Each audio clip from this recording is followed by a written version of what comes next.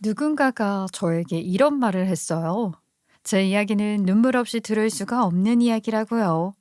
저도 어느 정도 그 말에는 동의를 합니다. 저는 어릴 때부터 아주 기구한 운명을 살아왔어요. 남들보다 몇 배로 더 악착같이 살아야만 했고, 그럼에도 불구하고 사람들의 멸시와 무시를 밥 먹듯이 당하면서 지내야만 했죠. 왜 그렇게 바보같이 살았냐고요? 이 사회에는 보이지 않는 계급이라는 게 존재하더라고요. 어떤 집안에서 태어나게 되었는지, 어느 동네에 살고 있는지, 어느 학교를 나오게 되었는지, 어느 직장에 다니는지, 그런 것들 따위가 알게 모르게 경계선을 만들고 서로의 기준점을 세우고 막 해도 되는 사람, 잘 보여야 하는 사람 같은 걸 나누더라고요. 저는 전부 다 가지지 못한 채로 태어나서 버려진 아이였기 때문에 늘 항상 최하위 계층에 속해 있었고, 남들은 그런 저를 당연히 깔보기 마련이었습니다. 그런 저에게도 한 줄기 빛 같은 일이 일어나게 되었으니 그 일이 아직까지도 생생하고 정말 기적과도 같은 이야기여서 여러분들께 이야기를 해드리고 싶어 찾아왔어요. 두 번 다시는 이런 일이 일어나지 않을 거라고, 정말 벼락 맞을 확률이라고, 정말로 드라마나 영화에서도 나오지 않을 일이 벌어졌다고 그렇게 생각합니다. 이럴 땐 하늘이 절 지켜보고 있고 돕고 있다는 생각을 지울 수가 없네요. 기적과도 같은 일을 겪게 된 제 이야기 지금부터 시작해 보도록 하겠습니다. 저는 물론 태어나서 지금까지 단 한 번도 서러움이 없었던 적이 없었지만, 남편이랑 결혼을 한 이후에 더욱더 서러운 일을 많이 겪게 되었어요.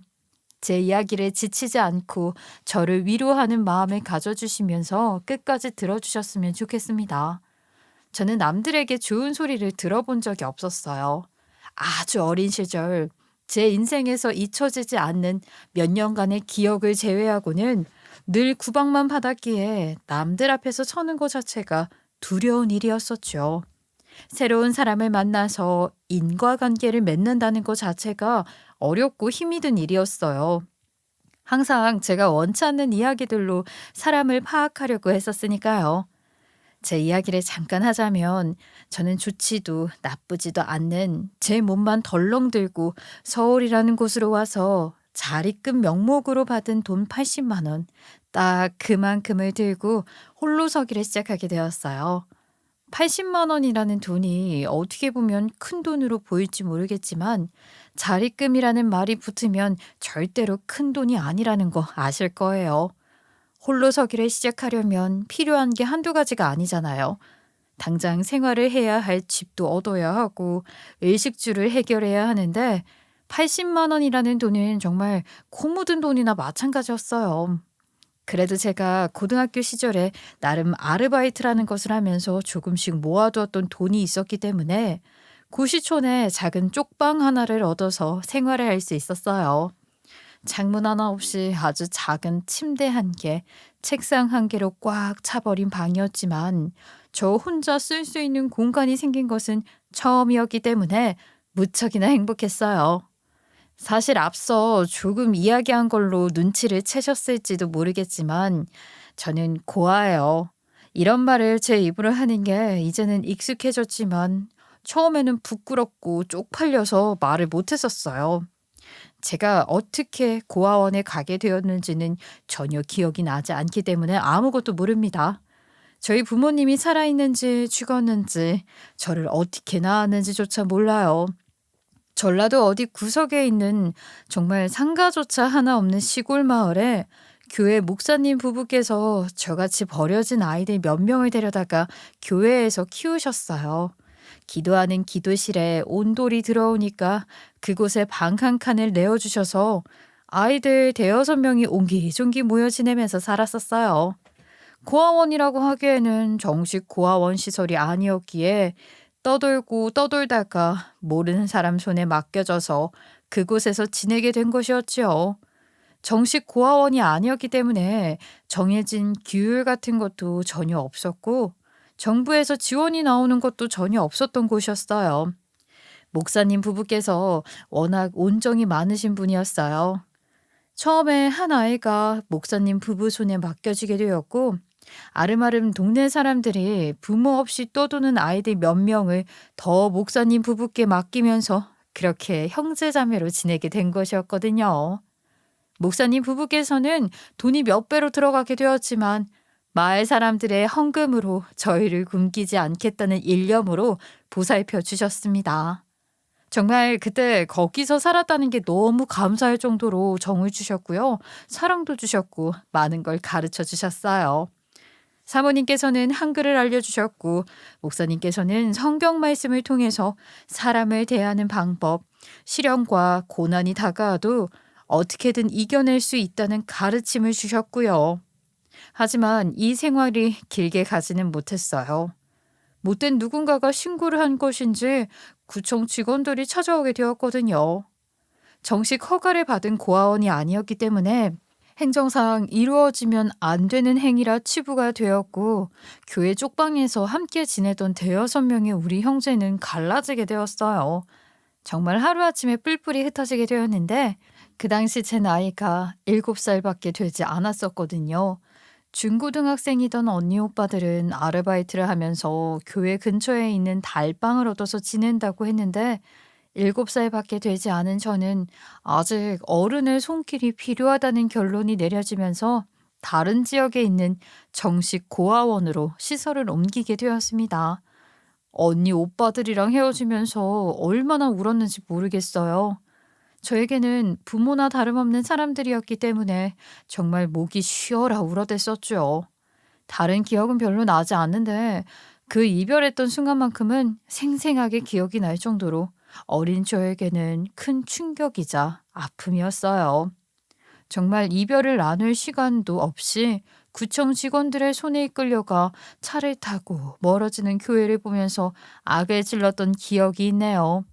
다른 고아원에 가서부터는 정말로 지옥같이 힘든 생활을 하게 되었어요. 7살짜리 아이가 어떻게 하루아침에 적응을 하고 남들의 눈치를 살필 수 있겠어요? 저는 하루 종일 울기 바빴고 고아원에 있는 사람들은 그런 저를 무시하고 괴롭히기 시작했죠. 무관심에 무쓸모 취급을 받으면서 지내다가 19살에 자립을 하게 되었어요. 저는 무작정 동경심을 가지고 있었던 서울로 상경을 하게 되었습니다. 이유는 사실 별거 없긴 했어요. 무조건 큰 물에서 놀아야 한다는 먼저 퇴소한 언니 오빠들의 말만 들었거든요. 80만 원으로 서울에서 생활을 한다는 게 얼마나 무모한 일인지도 모르고 그렇게 기차를 타고 서울에 올라와 높은 빌딩들을 마주하게 되었죠.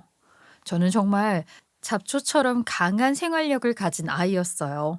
어릴 때 생이별을 해서 그런 건지 모르겠지만 그 어떤 것도 저에게 시련으로 다가오지 못했었어요.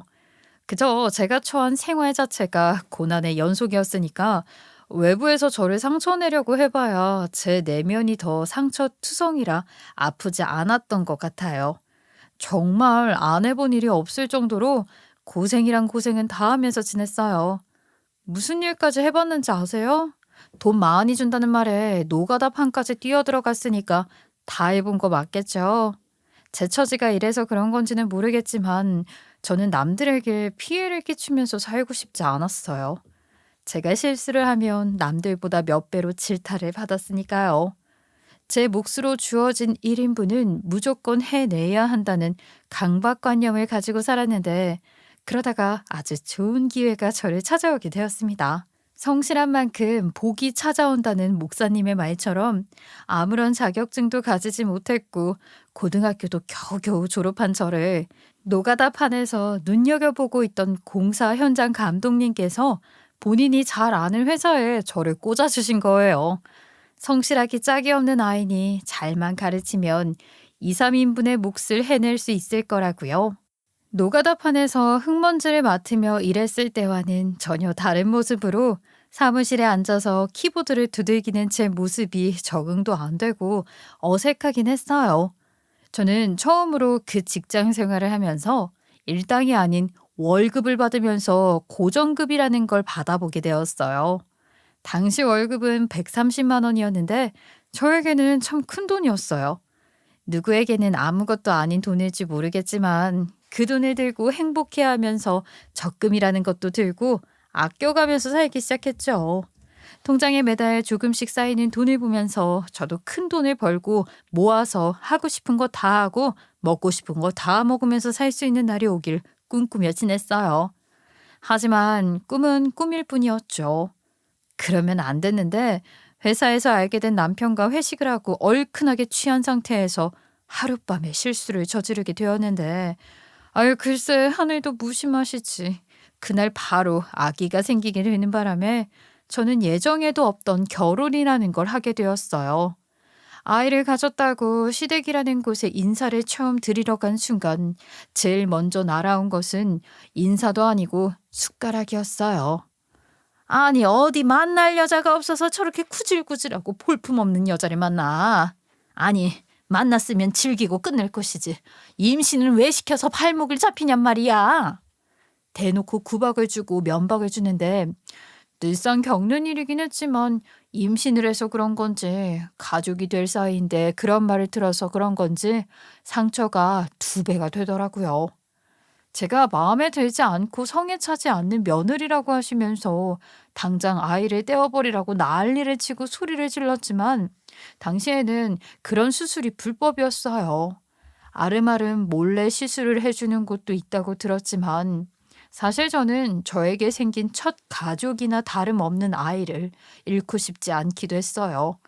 그리고 저를 받아주겠다는 병원도 찾을 수가 없었고 그렇게 뱃속에서 홀로 아이를 키우다가 시기를 놓쳐서 출산을 하게 되었어요. 시댁에서는 계속해서 반대를 하였기 때문에 남편과는 같이 살 수도 없었고요. 혼자 지내던 쪽방에서 태교를 하면서 아이를 출산하는 날만 기다리고 있었죠.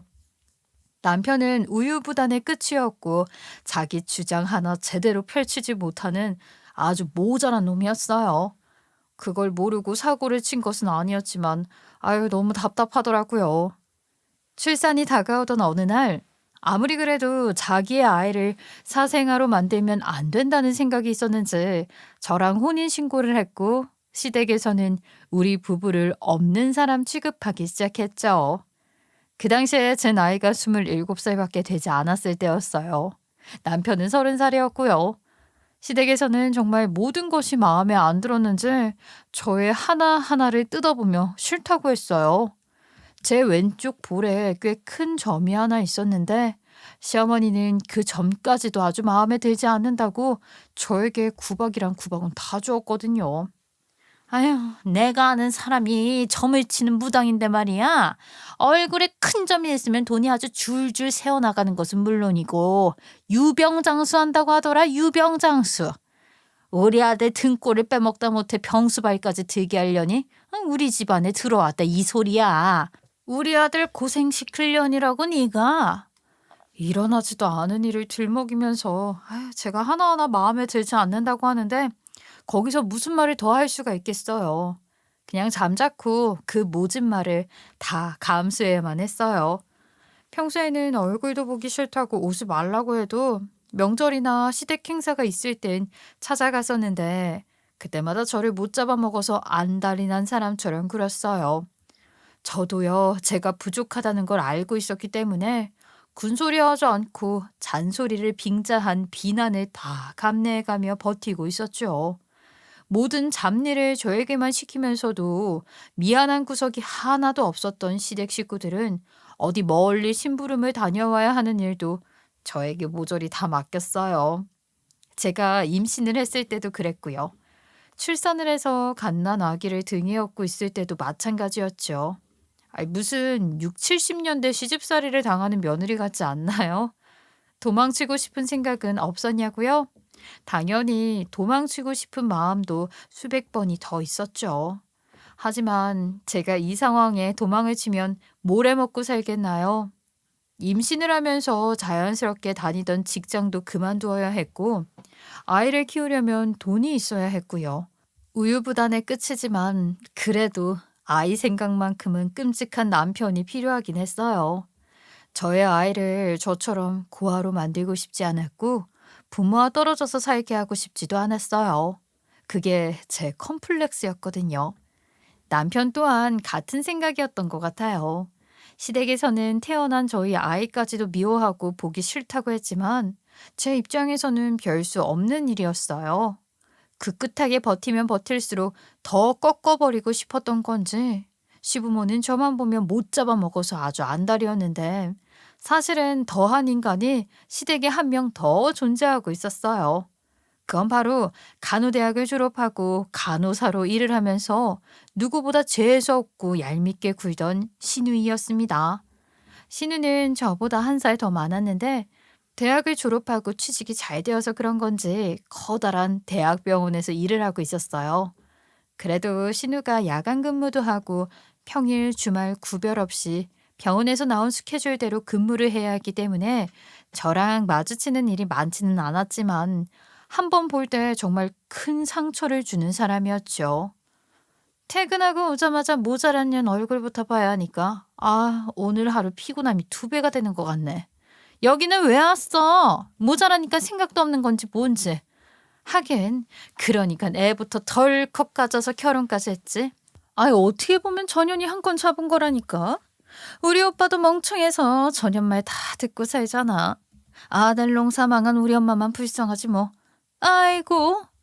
그렇게 비꼬는 말은 물론이고 저에게 갖가진 일은 다 시켰는데 본인의 속내의부터 시작해서 양말까지 전부 저만 보면 손빨래를 하라고 시키는 사람이었어요.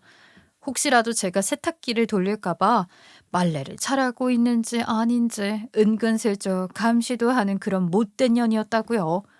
저라고 뭐 그 일이 하고 싶어서 했겠어요? 당연히 안 하고 싶죠. 하지만 안 할 수가 있는 분위기가 아니었고요. 제가 가진 게 있으면 뭐가 있겠어요.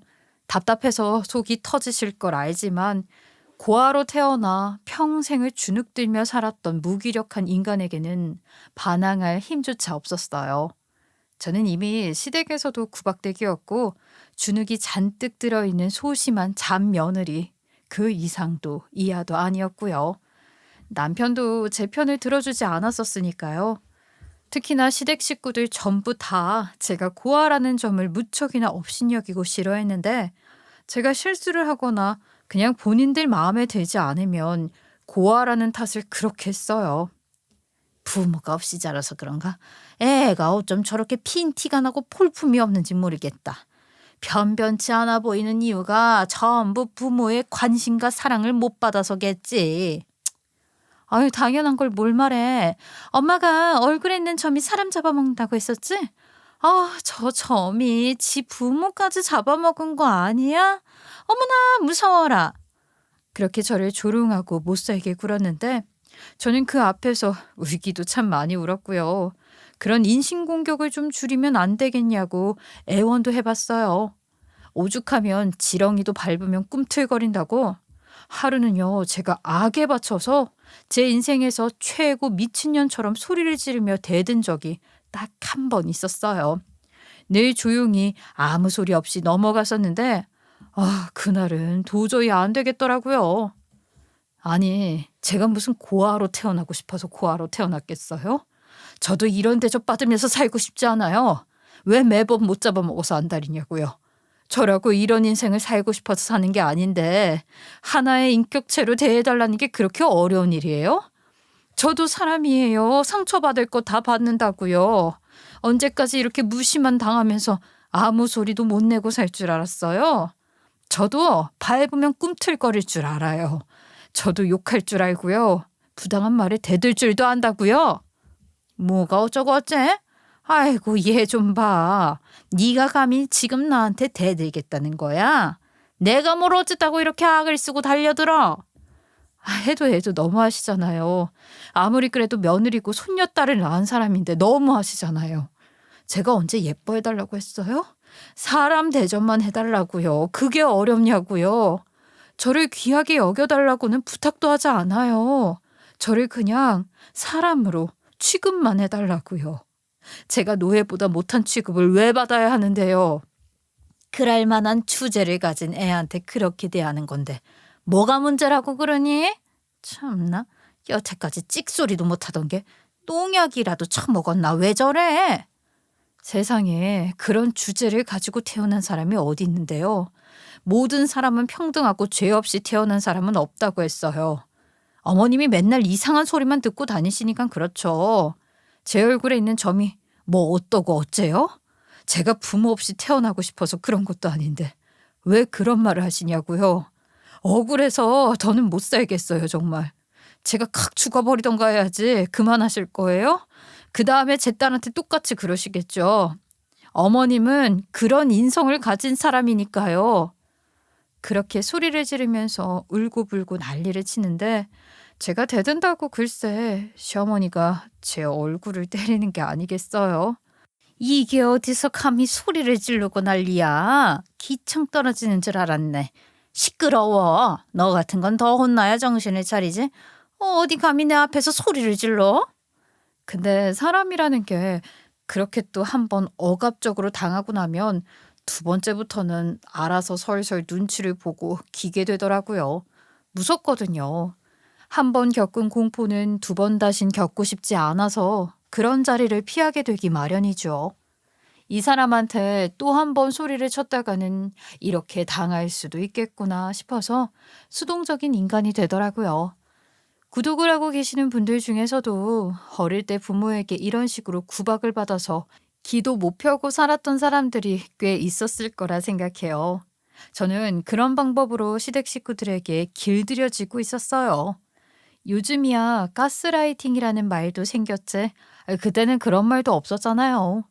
부모도 없고 어릴 때부터 고아원 전전긍긍하면서 고생했고 여자의 몸으로 태어나서 공사판에서 구르며 희롱도 많이 당했었으니 얼마나 수동적인 인간이 되었겠어요. 남편은 뭘 했는지 궁금하시죠? 남편이라는 놈은 제 편을 한 번도 들어준 적이 없지만 그렇다고 시댁의 편을 들으면서 나서는 사람은 또 아니었어요. 제 앞에서는 더럽고 치사해서 꾹 참으라고 말을 하는 사람이었고 시댁에 가서는 시어머니에게 그만 좀 하라고 말을 하는 사람이었죠. 문제는 그게 아예 티가 나질 않았다는 거였지만 그래도 저희 딸이랑 관련된 일에 있어서는 누구보다 불같이 화를 내는 사람이라서 그 모습을 보고 꾹 참고 살았어요. 제 인생은 사실 이미 망했다고 말을 해도 다름없는 인생 아니겠어요? 우리 애만큼은 꼭 두 부모님 밑에서 자라게 하고 싶었어요. 제가 고아로 살면서 당했던 멸시를 우리 딸에게 물려주고 싶지 않다는 생각이 강하게 있었거든요. 꼭 그렇게 해주고 싶었어요. 그렇게 한 해 두 해 시간이 흘렀고 저희 딸아이가 7살이 되던 해였어요. 그러니까 제 나이가 35살이 되었을 때였는데 신우가 시집을 간다고 하더라고요. 신우가 저보다 한 살이 많았는데 아주 좋은 짝을 만났다면서 무조건 결혼을 해야 한다고 시댁에 통보를 하듯이 말을 하더라고요. 저야 뭐 신우가 시집을 가든 말든 별 관심이 없었고 제 오로지 소원 하나는 신우가 아주 지독한 시댁을 만나서 고생을 쎄 빠지게 했으면 좋겠다는 거였어요. 신우가 결혼을 한다는 말에 시어머니는 거의 뭐 날뛰듯이 행복해하고 좋아했었어요. 왜냐하면 신우가 대학병원에서 간호사로 일을 하고 있었잖아요. 신우랑 결혼을 할 남자가 글쎄 다름 아닌 의사였기 때문이었어요.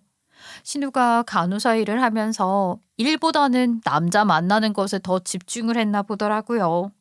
거기다가 대학병원에서 만난 이 의사가 결혼을 약속하고 보니까 그 집안이 또 대대손손 의사 가문이라는 거죠. 그 말에 우리 시어머니가 눈에서 아주 광채가 나는데 정말로 속물이다 싶더라고요. 하지만 저는 그 생각을 입 밖으로는 꺼낼 수가 없었죠. 우리 딸이 드디어 집안을 일으키기 위해서 한 건 하는구나. 장남이라는 우리 아들은 어디서 변변치 않은 여자를 데리고 와서는 이렇게 마음고생을 시키더니만 어떻게 그런 집안에 시집을 가게 되었는지. 이게 다 복이다 복이야.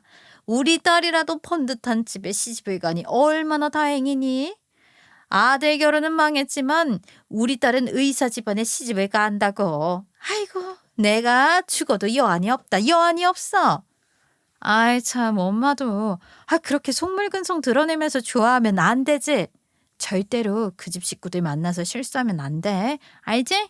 엄청나게 봉사도 다니시고 성품이 바르신 분들이야. 시아버지 되실 분은 개원을 해서 개인 병원 운영하시는데 인품이 좋아서 그런지 환자도 많다고 하더라. 결혼하고 나면 직장 거기로 옮길까 봐. 대학병원은 야간 근무가 너무 힘들어서 미치겠어. 진상 환자들도 많고. 개인 병원은 퇴근 시간 딱딱 정확해서 좋잖아. 월급도 안 주고 부려먹으면 어쩌려고 거기를 간다고 그래. 아이고, 하긴 의사 남편이 있는데 월급이 뭐가 중요하겠어. 그러지 말고 이참에 임신 핑계대고 집에서 쉬어. 내가 우리 딸 고생하는 거 보면서 얼마나 마음이 아팠는데. 아무튼 의사 집안이랑 결혼하려면 집이라도 한 채 해가야 하는 거 아니니? 차도 해가야 하는 거 아니고. 외제차를 해달라고 해도 내가 빚을 내서 어떻게든 해주마. 우리 딸이 의사 집안에 시집을 가는데 빚 내야지. 아유, 우리 시대 그런 분들 아니라니까. 늘 검소하게 남에게 봉사를 하면서 사셔. 얼마나 대단하신 분들인데. 글쎄 해외에도 의료봉사 다니신다니까. 솔직히 그게 제일 걱정이야. 나한테도 같이 가서 봉사하자고 하면 어떡하지? 나는 그런 곳에 가는 거 싫은데. 둘이 아주 짝짝꿍이 맞아서 이야기를 하는데 기가 차더라고요. 저희 부부가 결혼을 할 때 지원을 받았던 적은 없었지만 제가 살던 쪽방에서 남편이랑 같이 지낼 수가 없었으니 애 낳을 때까지 서로 따로 살다가 돈 아껴서 겨우 원룸 얻어서 시작을 했거든요. 그래서 출산 임박할 때까지 저는 혼자서 쪽방에서 태교를 해야 했고요. 한 푼도 도와주지 않아서 생이별하듯이 지내야 했었는데 신우는 결혼한다고 하니까 시작부터 집 사준다, 차 사준다. 그러니까 속이 상하더라고요. 하지만 역시나 저나 남편은 그런 속상함도 티내지 못하고 말 한마디 하지 못했죠. 제 처지가 그 의사 집안이랑은 완전히 딴판이었으니까요. 만약에 남편이 뭐 의사인 여자랑 결혼을 한다고 했더라면 시어머니가 빚내서 집도 해주고 차도 해주실 수 있었겠죠. 그냥 제가 마음에 안 들어서 안 해주신 거였을 거예요. 제가 아무 소리도 하지 않고 그냥 묵묵히 이야기를 듣고 있는데 갑자기 시어머니가 저를 팍 쏘아보더니 그러더라고요. 얘, 너는 말이야. 우리 딸이 시집갈 때까지 아니 시집 가서도 절대로 그 사돈댁에 얼굴 코빼기도 들이밀 생각하지 말어라. 우리 딸이랑 눈도 마주치지 말고 아유 그냥 우리 집에 오지를 말어. 우리 딸 시집갈 때까지 말이야. 네 얼굴에 있는 그 점이 우리 딸의 복까지 전부 들고 갈 것 같으니까 말이야. 아니 이렇게 맨날 점 가지고 뭐라고 하는데 그 흉측스러운 점은 왜 안 빼고 있는 거야? 그래서 흉물스럽게 느껴진다는 거야? 그 점 때문에? 네 인생이 그 모양 그 꼴이 된 이유도 잘 생각해봐. 정말 그 점 때문일 수도 있잖아? 결혼 이야기 잘하고 있다가 갑자기 쏟아지는 비난의 화살에 저는 또 수그릴 수밖에 없었어요. 그렇게 시간이 또 조금 흐르고 신우가 결혼식 날을 잡아야 해서 상견례를 하기로 한 날 시어머니가 남편에게로 연락을 했더라고요. 호텔에서 상견례를 하니까 번듯하게 입고 오라고요. 저나 남편이나 티끌 모아 티끌이라고 우리 딸아이 태권도 학원 하나 제대로 보내주지 못하는 형편이었는데 번듯한 옷 한 벌이 어디에 있겠어요? 최대한 보풀이 일어나지 않고 늘어나지 않는 옷을 주섬주섬 입고는 아이갓을 데리고 지하철을 타고 호텔에 도착을 했어요. 상견례를 이렇게 고급스럽고 삐까번쩍한 곳에서 한다고 하니까 마음속 한구석에서 부러운 마음이 슬금슬금 올라오더라고요. 저는 혼전 임신으로 결혼을 하기도 했고 부모가 없어서 상견례랄 것도 없이 구박만 받으면서 결혼 생활을 시작하게 되었으니까 저도 이런 걸 한번 해보고 싶더라고요. 아무튼 약속 시간보다 조금 일찍 도착을 해서 신우의 이름을 말하니까 룸처럼 된 공간으로 저희 부부를 안내해 주더라고요. 이미 시부모와 신우는 약속 장소에 도착을 해 있는 상태였고 상대 쪽 어르신들은 아직 도착하지 않으신 상태였었어요. 룸을 안내받아서 들어가니까 시어머니의 눈이 휘둥그레 커지더니만 저를 보고 기겁을 하는 게 아니겠어요. 아니 아들, 너는 생각이 있는 거야 없는 거야? 혼자 오라고 했더니만 천연이랑 애까지 주렁주렁 달고 왔어. 정신머리가 있어 없어? 아유, 이것은 눈치도 없이 여길 왜 껴? 당장 꺼지지 못해? 너 내가 결혼식 전까지 절대로 얼굴도 비추지 말라고 했지. 너 내 말이 말 같지가 않아? 그러면서 시어머니가 화를 주체하지 못하고 찡이 박혀 있는 본인의 가방으로 제 머리통을 있는 힘껏 때리는데 정말 눈앞에 별이 반짝하고 보이는 듯 했어요. 저도 모르게 악소리를 냈더니만 저희 딸이 보고 있다가 놀래서 막 울기 시작했어요. 당연히 놀랐겠죠. 엄마가 그런 식으로 당했으니까요. 저는 너무 아파서 우는 아이를 달랠 생각도 못하고 머리통을 부여잡고서는 고개를 숙였는데 시어머니가 그러는 겁니다. 인연이 지금 누구 혼사길을 막으려고 여기를 찾아오는 거야. 내가 진짜 어이가 없어서 무슨 말을 해야 할지도 모르겠네. 네 얼굴에 있는 점 가지고 내가 뭐라고 그랬어? 운이라는 운은 다 빨아먹는 못된 점이라고 그렇게 누누이 말을 했어, 안 했어? 근데 네가 감히 여기를 나타나? 아, 지금 우리 혼사길 막히라고 뭐 기도라도 하는 거야, 뭐야? 내가 정말 화딱지가 나서 참을 수가 없네. 할머니 나빠. 할머니가 우리 엄마 때렸어. 할머니 나빴어. 우리 엄마 괴롭히지 마. 할머니가 우리 엄마 괴롭혀. 엄마 괜찮아요? 시끄러워. 도대체 누굴 닮아서 이렇게 목청도 크고 눈물도 많은 건지. 아우, 아주 신경 쓰여 죽겠네. 뭘 잘했다고 울어. 네가 왜 우는데? 너도 네 엄마 닮았어? 지금 누구 결혼식에 초를 치려고 아주? 조용히 해. 네 엄마가 당할 만하니까 당한 거야. 알겠어? 네가 아직 어려서 모르는 거지. 세상의 이치를. 내가 아주 속이 터져 죽겠다. 귀한 의사 선생님들 사돈으로 모시는 자리에서 한낱 고한년이 끼어들어서는 아주 죽상을 만들어 놓으려고 했네. 얘 그깟 가방으로 후드려 맞은 게 뭐가 아프다고 그렇게 고개를 숙이고 서 있어. 너 냉큼 안 나가? 그런데 그 순간 사돈댁이 무슨 일이라도 있는 거냐고 하시면서 바깥까지 소란스러움이 다 들린다고 하시며 룸 안으로 들어오셨어요. 그 호텔 식당의 룸이라는 데는 사방팔방 문과 벽으로 막혀있는 룸이 아니라 천장 부분이 뚫려있고 문이 그냥 천 같은 거로 가려져 있는 곳이었거든요. 시어머니가 소리를 지르고 저희 딸아이가 우는 소리까지 전부 밖으로 새어나갔나 보더라고요. 걱정스럽게 들어오시더라고요. 소리가 바깥까지 다 들렸다는 것을 알게 된 저는 너무나도 쪽팔려서 고개를 못 들겠더라고요. 제 행색도 초라하고 온 동네방네 저주받은 년이라는 소리를 퍼뜨렸으니까요. 슬쩍 누나를 돌려가면서 봤는데 시부모도 그렇고 신우도 고급져 보이는 듯한 옷을 입었고 사돈댁도 엄청 고급스러운 옷을 입었더라고요.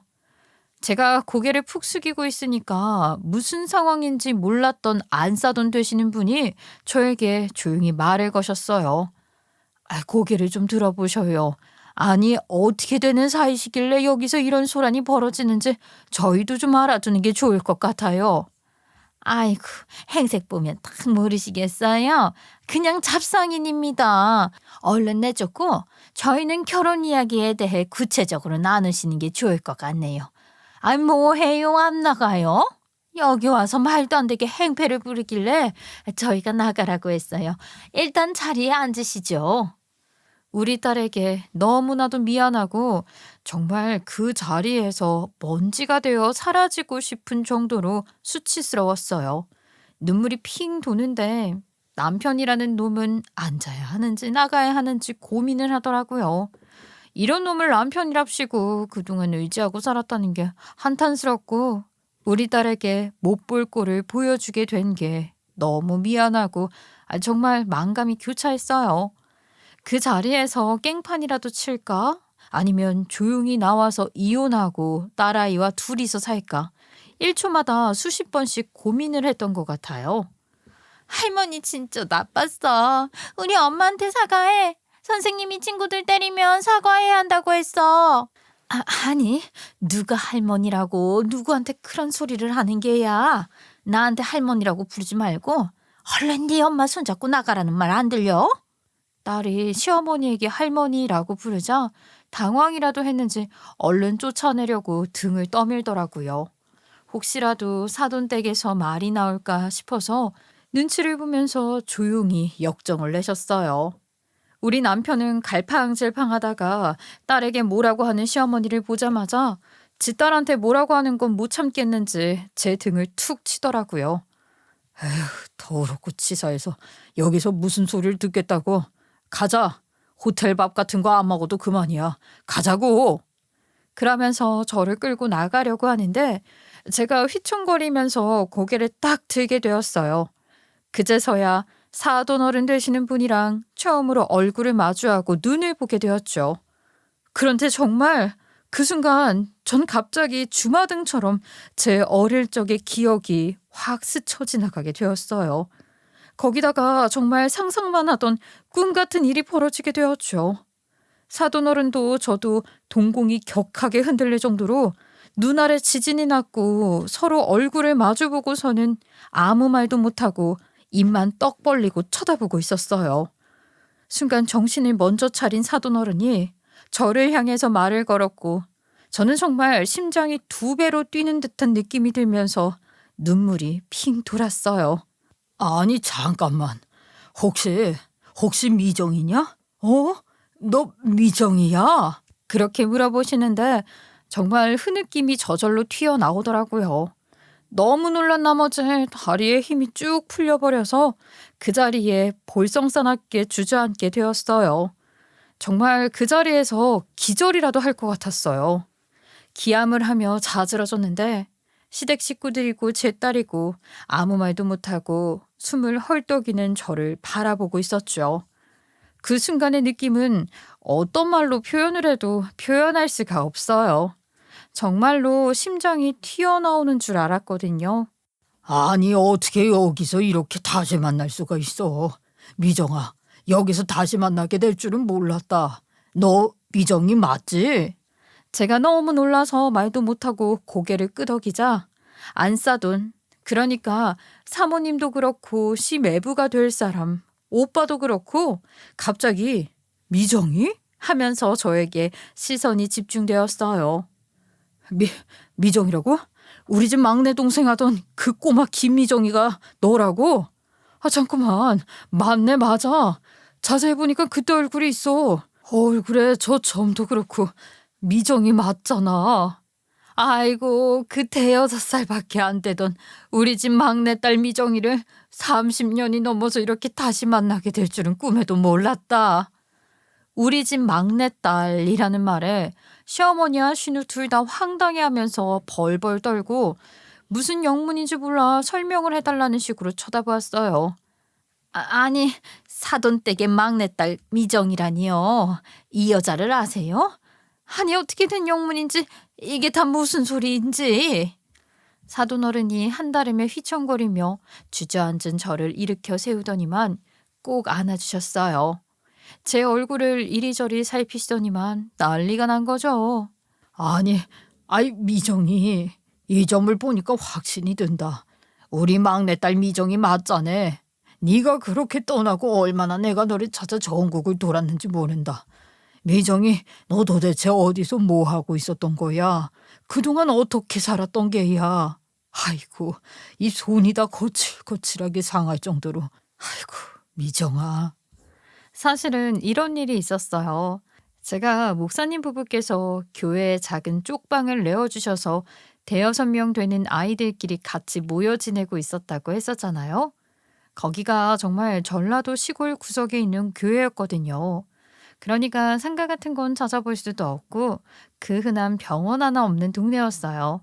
온통 논이고 밭이고 교회와 집 몇 개 말고는 아무것도 없는 시골 동네였는데 그런 동네에서 의료 진료를 어디서 보겠어요? 바로 보건소였어요. 사돈 어른, 그러니까 제가 의사 선생님이라고 부르던 분이 공보의로 그 시골 동네에 오게 되신 거예요. 공중보건의로 군복무를 대체해서 오게 되었었는데 그때는 이미 결혼을 하셔서 슬하에 아들을 하나 두고 계셨고 그 아들이 신우랑 결혼을 하겠다고 했던 시매부였던 거죠. 이른 나이에 결혼을 하셨던 탓에 아들이 저보다 1살 많았었는데 그 동네에 병원이 없으니까 아프면 무조건 보건소로 달려갔어야 했어요. 근데 제가 어릴 때에는 몸이 조금 약해서 잔병치레가 참 많았거든요. 크면서 잡일을 하도 많이 해서 그런지 튼튼해진 거지 태생은 약했었어요. 그러니 제가 보건소에 제일 자주 가는 1등 단골 손님이었죠. 그때는 목사님 부부 밑에서 많은 사랑을 받고 있었을 때라 제 인생에서 가장 행복했었던 시기여서 참 밝은 성격을 가지고 있었어요. 할 일이 없으면 보건소에 놀러 가서 의사 선생님과 병원 놀이도 하고 공부도 하고 그렇게 시간을 보냈었고요. 제가 아들이랑 1살밖에 차이가 나지 않았으니 저를 딸처럼 생각해 주셨죠. 그 동네에 아이들이라고는 교회에서 지내는 대여섯 명이 전부였는데 중고등학생 언니 오빠들도 있어서 의사 선생님 아들이랑 시간을 보내며 놀 친구는 저밖에 없었고요. 그렇게 3년이라는 시간을 복무하시는 동안 저를 정말 그 집안의 막내딸처럼 생각해 주셨고 실제로 막내딸이라고 불러주시며 챙겨주셨었어요. 목사님 부부가 워낙 성품이 좋으셨기 때문에 의사 선생님도 친하게 지내셨고 자주 교류도 하셨었고요. 우리 교회에 오셔서 저처럼 부모 없이 홀로 지내는 애들을 위해 봉사도 해주시고 장난감도 사주셨었고요. 언니 오빠들에게는 공부도 가르쳐 주셨었어요. 제일 좋았던 것은 의사 선생님의 차를 타고 멀리 있는 시내까지 나가서 짜장면을 먹는 날이었고요. 정말 의사쌤이 우리 엄마 아빠였으면 좋겠다. 그러면 나는 오빠도 생기는 거고 너무너무 행복할 것 같은데 지금도 행복하지만 더 행복할 것 같아요. 그래? 그러면 우리 미정이가 우리 집안 막내딸하자. 선생님도 우리 미정이가 막내딸 해주면 너무너무 행복할 것 같은데 지금도 행복하지만 공부로 복무를 하시는 기간이 얼마 남지 않았을 때 정말 저와 깊은 정이 들었었는지 저를 입양하려는 마음을 먹고 절차를 알아보고 계셨었대요. 하지만 군복무를 하고 있는 중이었고 학회 일정도 꾸준히 참석하셔야 했고 가족들이랑도 충분한 상의를 했어야 했으니 시간이 좀 지체가 된 거죠. 복무를 마치고 입양을 해도 늦지 않을 거라 생각을 하셨었는데 행정 문제로 인해서 제가 목사님 부부의 곁을 떠나게 된 것입니다. 하루아침에 구청 직원의 차에 태워지면서 전혀 다른 지역에 있는 고아원으로 가게 되었고요. 전라도를 떠나버리게 된 것이었죠. 당시에 제가 호적은 있었지만 그 정리가 제대로 되어 있지 않은 상태였고 거주지가 불분명했기에 주민등록이 말소된 상태였었어요. 그러니 제가 어디로 가게 되었는지 흔적조차 찾을 수 없었던 거죠. 저는 인사 한마디 남길 시간이 주어지지 않아서 그대로 떠나버리게 된 것이고요. 전 갑자기 겪게 된 생이별에 음침하고 우울한 아이가 되어버렸고 고아원에서 워낙 다른 원생들과 선생님들의 구박을 받으면서 지냈기 때문에 점점 주눅이 들게 되었어요. 의사 선생님과 목사님 부부가 너무나도 그리웠지만 어디 가서 어떻게 찾아야 하는지도 전혀 몰랐고 너무 어릴 적이라 그 동네가 어디인지 주소도 잘 몰랐어요. 어렴풋하게 기억은 있었지만 전라도라는 지역이 얼마나 크게 넓어요. 일일이 찾아다닐 수가 없이 그렇게 점점 현실에 적응하고 그 기억은 멀어져만 갔죠. 완벽한 생이별을 하고 마음속 한구석에 그저 행복했던 시절의 기억으로만 간직하고 있었는데 아니 이 자리에서 이렇게 만나게 된 것이었습니다. 어떻게 살았던 게야. 내가 정말 너를 찾고 싶어서 얼마나 노력했는지 모른다. 주민등록이 말소된 사실조차 몰라서 참 그동안 많이 힘들었지. 내가 너를 입양하지 못한 게 얼마나 마음에 걸리던지. 미루지 말고 하루빨리 했어야 했는데 미안해서 밤에 잠조차 자지 못했다. 한동안 네가 꿈에서 나와서 엉엉 울면서 찾아달라고 하는데 그게 사무쳐서 한이 됐어 내가. 그래 미정아, 네 이름하고 생년월일만 가지고는 너를 찾기가 하늘의 별 따기더라. 네가 어느 고아원으로 가게 되었는지도 알려주지도 않고 주민등록이 말소되었다는 것도 구청에 갔다가 알았어. 너를 찾으려고 노력을 했지만 아무것도 알려주지 않더라. 개인정보가 뭐라고 참. 제가 고아원에 입소를 하고 나서야 주거지가 분명해져서 그제서야 주민등록이라는 게 살아나게 되었거든요. 의사 선생님과 사모님이 눈물을 글썽이며 이야기를 하시는데 저도 정말 눈물이 쉴 새 없이 줄줄 흐르더라고요. 너무나도 가슴이 아파서 말도 하지 못했어요. 심장이 죄어오는 것처럼 두근거리는데 입이 차마 떨어지지 않더라고요. 한참을 꺽꺽대고 울고 있었는데 시어머니가 거기서 쑥 끼어들더라고요. 어머, 우리 며느리랑 그런 인연이 있는지는 꿈에도 몰랐네요. 이거야말로 진정한 가족이 될 거라는 인연 아니겠어요? 어떻게 이런 우연이 일어날 수 있을까요? 이거는 우연이 아니라 운명이나 다름없는 거죠. 우리 며느리가 참 복도 많은가 봐요. 저희 집안 같은 시댁이랑 인연을 맺게 된 것도 그렇고요. 사돈 댁이랑도 이렇게 운명 같은 이야기가 있었다니 이게 바로 하늘이 맺어준 인연인 거죠. 뭐라고요? 저희가 문 앞에서 다 들었는데 이제 와서 하늘이 맺어준 인연이요? 우리 애한테 손을 올리질 않나 막대하는 거 다 들었다고요? 잡상인이 행패를 부려서 나가라고 했다고 안 했어요? 어떻게 며느리한테 잡상인이라는 말을 써요? 이제 와서 왜 말을 바꾸시는지 참나. 거기다가 우리 예비 며느리가 미정이한테 시끄럽다고 당할 만하니까 당한 거 아니냐고 한 소리까지 다 들었거든요. 우리 앞에서는 그렇게 조신한 척을 하더니만 그게 죄다 연기였다니 소름이 돋아서 원. 뒤에서는 이 어린아이한테까지 윽박을 지르는 못된 년이었다니. 어머님, 왜셔요? 아니, 이 조그만한 게 버릇없이 구니까 제가 대신 훈육을 한 거죠. 조카가 버릇없이 밖에서 저러고 다니면 안 되잖아요. 안에서 새는 바가지가 밖에서도 새는 법이랬어요. 초장에 딱 잘라서 훈육을 해야지만 정신도 차리는 거죠. 이 어린아이가 얼마나 억울했으면 자기 엄마 편을 들면서 하지 말라고 나쁘다고 울면서 소리를 다 질렀겠어. 그게 어떻게 버릇없는 행동이야. 자기 엄마가 이런 부당한 대우를 당하고 있는데 거기서 안 대될 딸이 어디에 있냐고. 이런 어린아이보다도 못한 생각을 가진 며느리? 아니 나는 못 받아들입니다. 아니 그럼 그 말씀은 결혼식 날 잡으러 와서 결혼을 파토내겠다는 소리예요? 사돈어른 갑자기 상견례 하는 날 이러는 게 어딨어요? 안 될 건 뭐가 있어요? 결혼식장을 잡은 것도 아니고 뭐 청첩장을 돌린 것도 아닌데 그저 인사만 하자고 만난 자리에서 파토내는 건데 뭐가 문제냐고요. 저는요 저런 며느리랑 평생 부대끼면서 못 살아요. 앞다르고 뒤다른 인간 아주 혐오합니다. 동네방네 시집간다고 이야기 다 해놨는데 이러시면 곤란하죠. 그리고 애들끼리 서로 사랑해서 하겠다는데 부모가 개입하는 것도. 아무리 그래도 집안과 집안이 만나는 건데 이런 집안이랑은 사돈 못 맺겠습니다. 이런 막대 먹은 집안에 우리 미정이가 시집을 간 것도 열이 받는단 말입니다. 그런데 의사도 아니고 이런 볼품없는 간호사 따위를 며느리로 맞이해야겠습니까?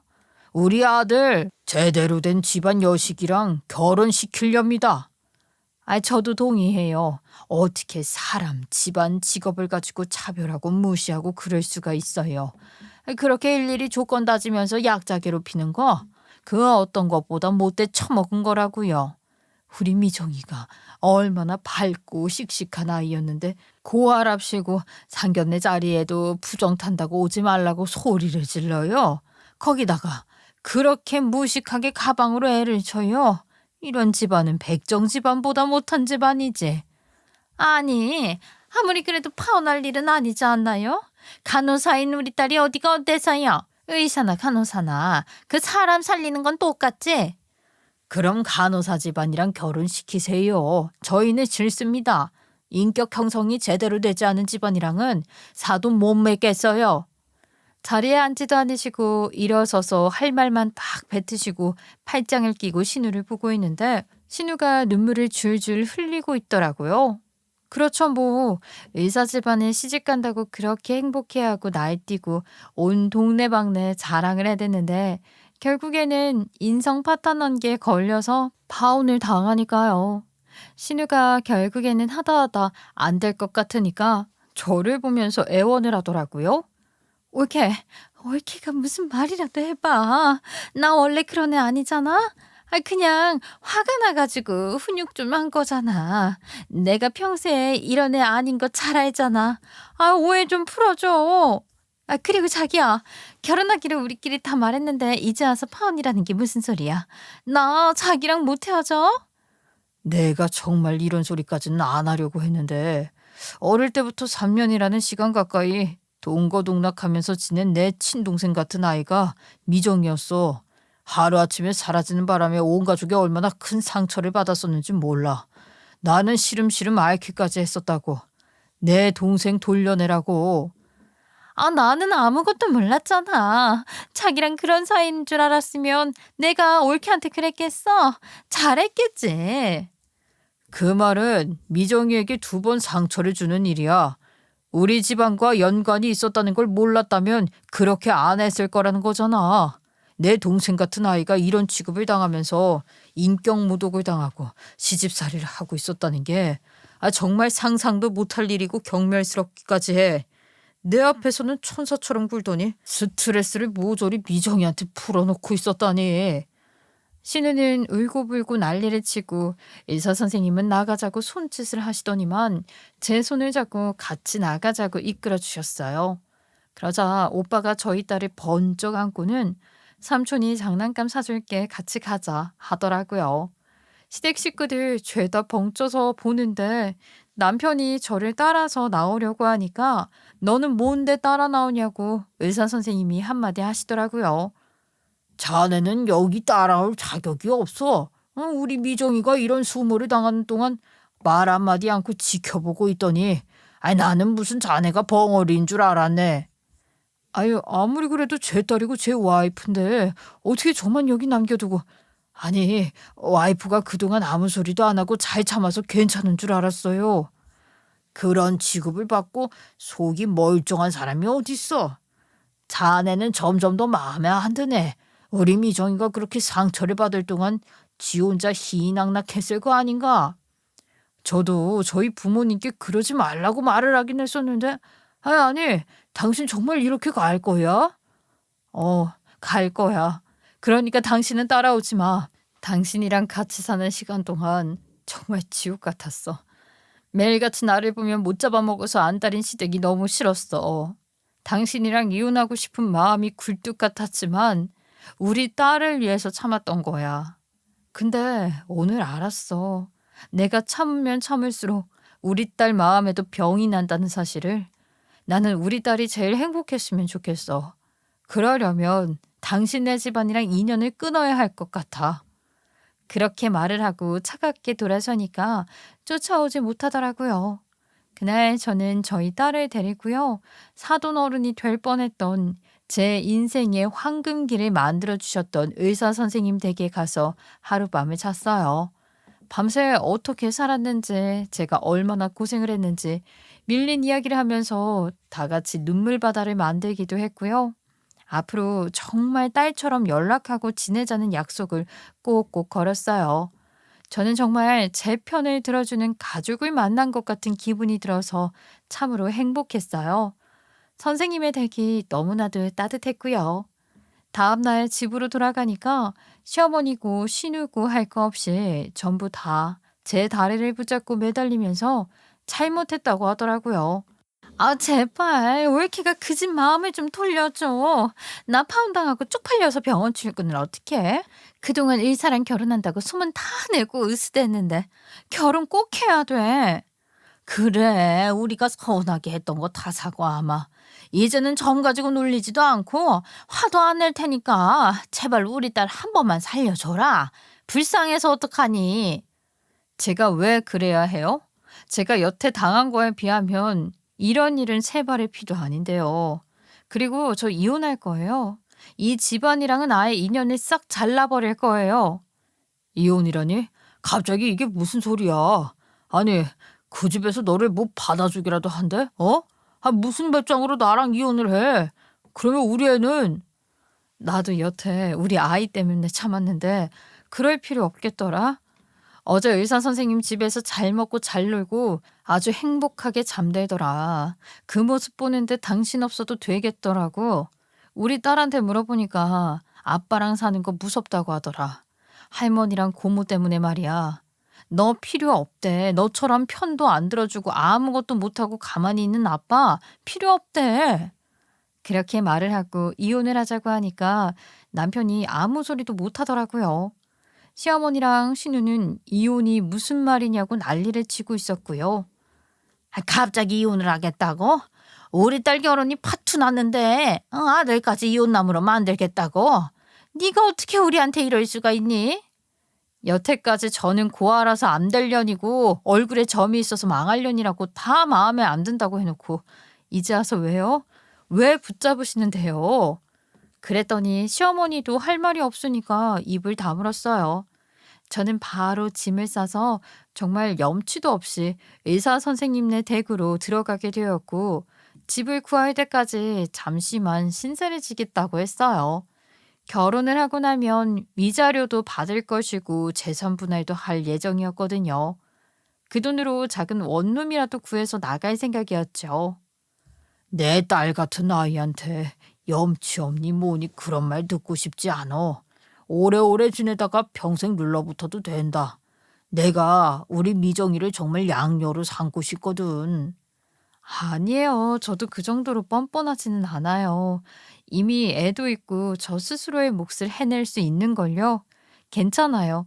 그냥 이렇게 가끔 만나서 가족처럼 지내고 싶어요. 저는 가지지 못했던 가족의 온정, 그것만 느낄 수 있었으면 좋겠어요. 그 뒤로 의사 선생님은 제가 자립을 할 수 있도록 엄청나게 도와주셨어요. 저희 딸을 위한 지원도 아끼지 않으셨고 18평짜리 작은 빌라도 하나 사주셨어요. 제 명의로요. 원룸에서 아이랑 같이 지낼 계획이 있다는 걸 아시고는 절대로 안 된다고 화를 내셨거든요. 제가 양따를 하지 않겠다고 하니 집이라도 꼭 사줘야겠다고 하셨어요. 저는 정말 넙죽 절을 할 정도로 감사했고 마른 땅에 담비 같은 존재를 만나게 되어서 인생의 두 번째 황금기를 맞이하는 듯 했어요. 협의 이혼을 진행하는 동안 남편은 말을 바꾸어서 절대로 이혼을 못하겠다고 버텼지만 소송을 통해서 이혼을 하게 되었고 위자료와 재산 분할도 받게 되었어요. 그리고 매달 꽤 적정 수준의 양육비도 받게 되어서 한시름 놓게 되었는데 제가 언제까지 손 놓고 있을 수가 없으니 일을 시작해야 했죠. 어떤 일을 하는 것이 좋을까 고민을 하다가 의사 선생님께서 저에게 간호조무사 자격증을 따라고 추천을 해주셨어요. 학원에 다니면서 열심히 노력을 한 덕분에 자격증을 땄고요. 저는 지금 개인 병원을 운영 중이신 의사 선생님 밑에서 간호조무사로 일을 하고 있습니다. 이혼이 마무리된 이후에 이전 시댁에서는 저에게 연락 한 통 없고 아이를 보고 싶다는 말도 없네요. 차라리 다행이라고 생각합니다. 앞으로도 열심히 노력해서 딸이랑 행복하게 살아보도록 하겠습니다. 제 긴 이야기 들어주셔서 감사합니다.